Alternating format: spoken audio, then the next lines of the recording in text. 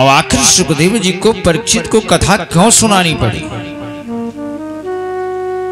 महाराज वो कथा मुझे सुनाइए कि सुखदेव जी ने परीक्षित को कथा कैसे सुनाई, क्यों सुनाई, कब सुनाई, कहां सुनाई, ये सारी कथा मुझे श्रवण करा।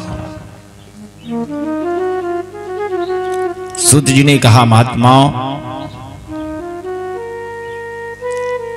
सुखदेव जी महाराज व्यास पुत्र, माया से निर्लेप, जिनके ऊपर माया का कोई प्रभाव नहीं पड़ता, ऐसे सुखदेव जी महाराज परीक्षित को कथा सुनाई है।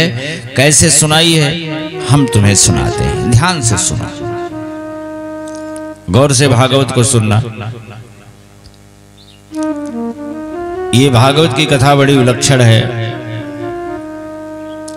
और बंधुओं, हमारी ये कोशिश रहती है, प्रयास रहता है कि भागवत जिस तरह से भागवत है उसी तरह आपके समक्ष रखा जाए। कोशिश करता हूं बिल्कुल उसी तरह आपके समक्ष रख दूं।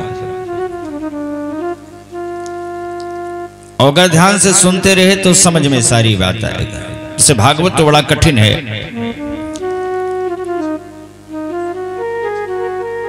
विद्यावते भागवतम परीक्षा,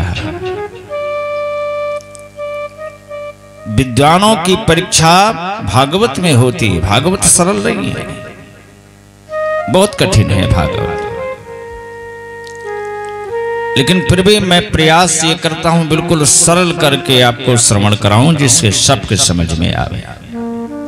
ध्यान से सुनिएगा तो सब समझ में आएगा। सूत जी कहते हैं, शौनक जी से कहते हैं, महात्माओं, जिस समय महाभारत का युद्ध चल रहा था,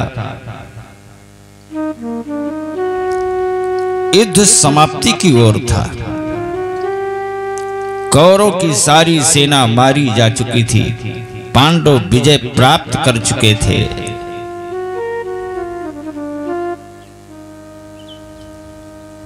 पूरा लड़ाई का मैदान, युद्ध क्षेत्र, कुरुक्षेत्र